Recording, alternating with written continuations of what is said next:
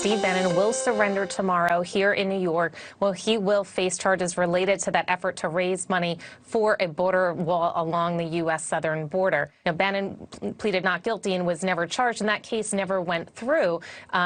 Trump then pardoned him, but, state charges are not covered by a federal pardon, and the fact that he was never fully prosecuted means that there is not an issue of double jeopardy here.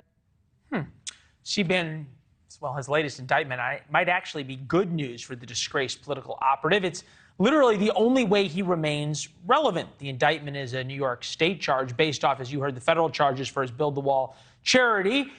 By June 2020, he had raised $25 million and built 3 miles of wall. By August, he and 3 others were charged with diverting money from the organization. President Trump pardoned him on the federal charges.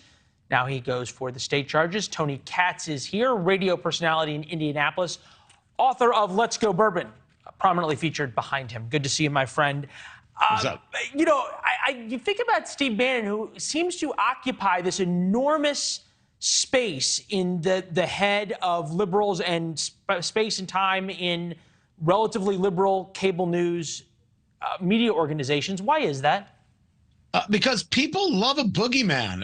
They love somebody that they can hate. They love someone they can go after. They love somebody they can throw the slings and arrows against. And what does it matter? It's a good hit. It's a good throwaway. There's a shot, and you get to move on. And the base loves it. I mean, every side has their person, and certainly Steve Bannon fills that role for a lot of people on a lot of cable news networks. Right. And in fairness, right, he was a head strategist for President Trump, worked at the White House for a long time, was fired thereafter by President Trump, as most people who work for him are. This is what he said: "There's nothing more than a partisan political weaponization of the criminal justice system. I'm never going to stop fighting. In fact, I have not yet begun to fight." Some of us are still waiting to see actually if he will, because he so far has sort of turned over on everything. "They will have to kill me first." What do you make of this sort of crazy strong rhetoric, and yet he's turning himself in? It's not like he's, having a last stand of the Alamo on his podcast.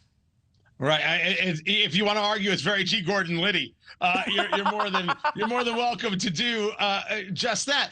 Because what else would you say? It's like when somebody is running for president and they have absolutely no opportunity to win a primary, never mind to win the nomination, never mind win the presidency. You do it because you do it. What else do you expect him to say? "Oh, gosh, I hope they don't hurt me." This is the thing that you say. Why does he turn himself in? Because that in and of itself can be its own show. So I think that's why he's doing it. Sometimes things aren't Machiavellian. They're just the clear move you make in the position that right now he finds himself in.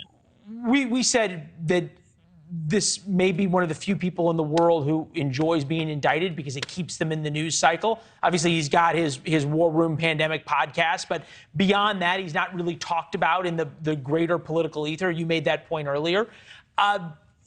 How does this end for Steve Bannon? Can he become relevant for something other than continuing to be indicted?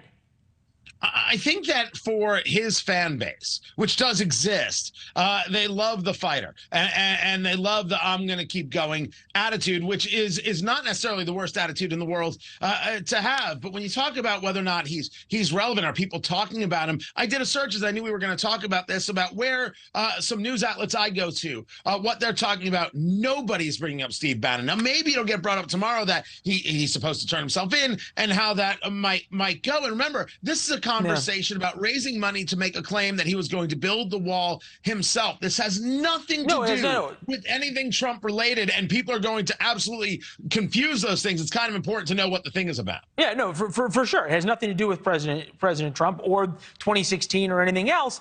You think about if you were to define or go along with President Biden's definition of semi-fascist Republicans, this Steve Bannon would be like the poster child for Joe Biden of such a thing.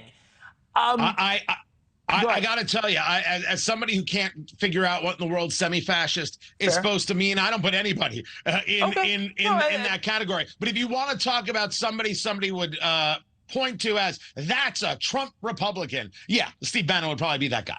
Yeah, well, there you go, which is what President Biden seems to talk about. Hey, Tony, it's good to see you as always. Thank you. Always, man. Thanks for watching. Go to newsnationnow.com to find NewsNation on your television provider. And don't forget to subscribe. Click the red button to get more of NewsNation's fact-driven, unbiased coverage.